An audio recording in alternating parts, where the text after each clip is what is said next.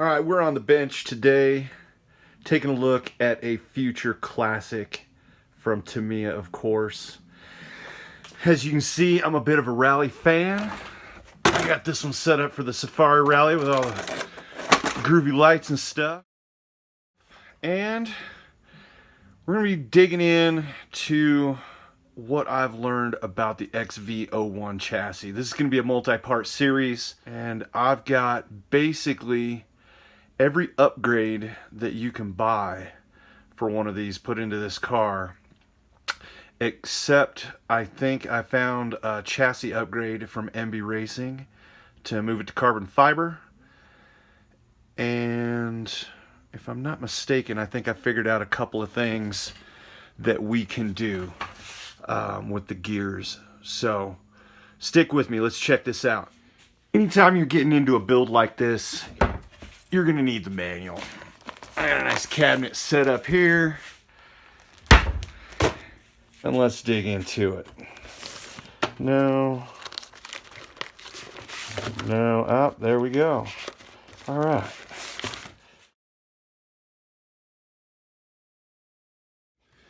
So the basic layout of this chassis, as you can see, is a front engine, four-wheel drive.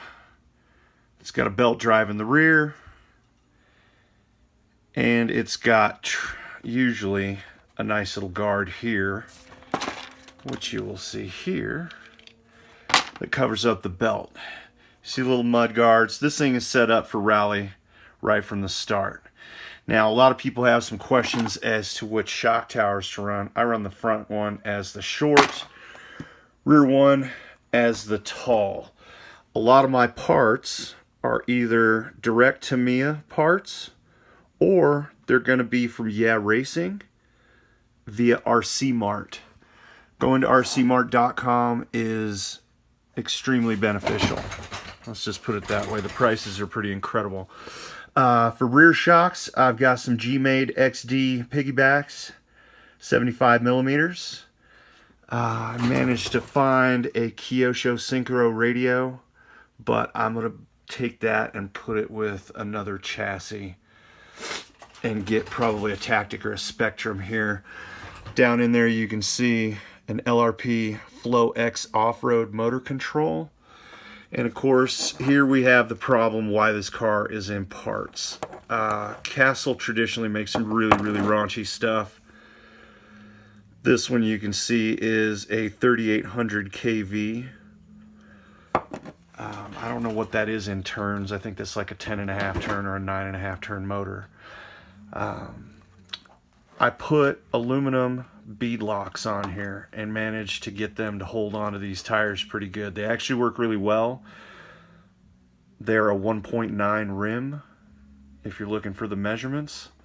I really like a bead lock because I have a 400-foot rally track in the backyard, and it really takes a beating to the tires and rims.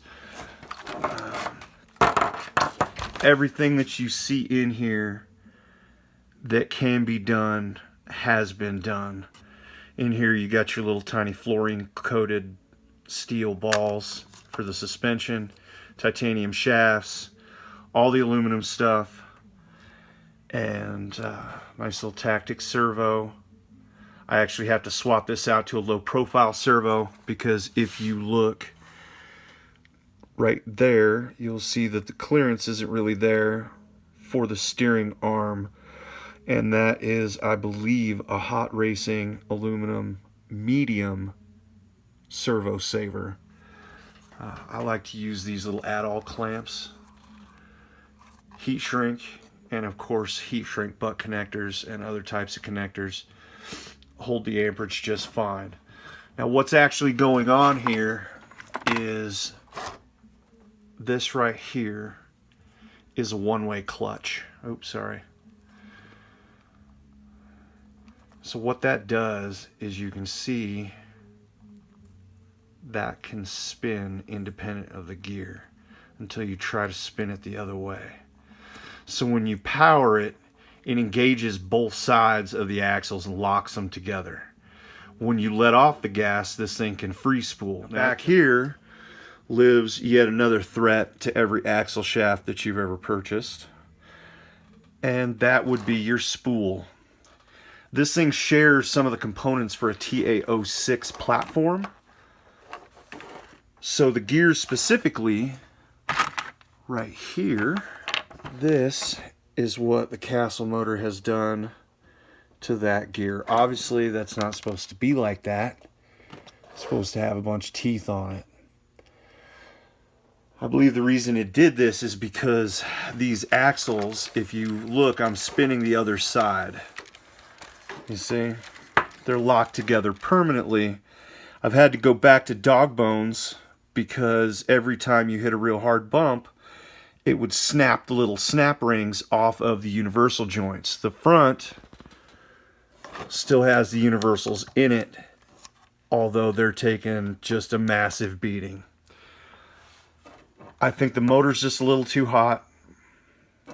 I had this thing with a 16-turn Tamiya motor, the brushless censored version, and one of their motor controls before I did all the upgrades, and this car was absolutely amazing to drive. It was really fun, really drifty, but still controllable. So the solution is going to be taking this obviously all the way down, getting this front one-way clutch out of there. I'm going to go back and buy the steel differential gears because all of the weight is up here from the motor. So when you're really turning, and of course the spun weight, the spinning weight, the centrifugal force of these bead locks is actually quite a bit more than the plastic tires, even though the plastic rims and tires that come with this kit are actually pretty heavy. So we're going to take that out up front, move it to a regular geared differential so that it can unlock and each tire can spin independent of each other. And then back here is an expensive bit. The only ones I can find right now are about 60 bucks. It's called a ball differential, and that's what I think we got to go with, because it, rather than doing this, you can see how they're just spinning at the same time because it's fully locked together with the spool in there. The ball differential locks it together under power, but still allows independent turning when you're going around corners, or if like one tire snags on something because of the weight transfer or whatever, and allows the other tire just to free spin rather than snapping stuff, because I had a problem with it eating the belt, and obviously that is a huge issue, and that's the third time that that's happened. So between the high-speed electronics and Castle's, man, they overpower everything. They admit it. They tell you right there on the box. I thought I'd try it, got a good deal on it. It's a great motor, but it's for something else. I got a few other ideas to what to use it for. I think just like my 037 on a TA02 chassis, I'm going to go with a 17.5 turn motor. I really like the way that it just doesn't produce heat after 5 or 10 minutes worth of driving really hard on the surface that we have. So that's what I think I'm going to end up doing. Stay up with this video series.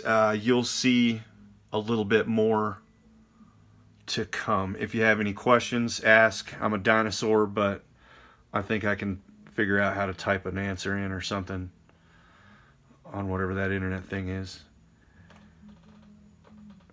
So there you go, XV01. That's what it looks like, completely upgraded.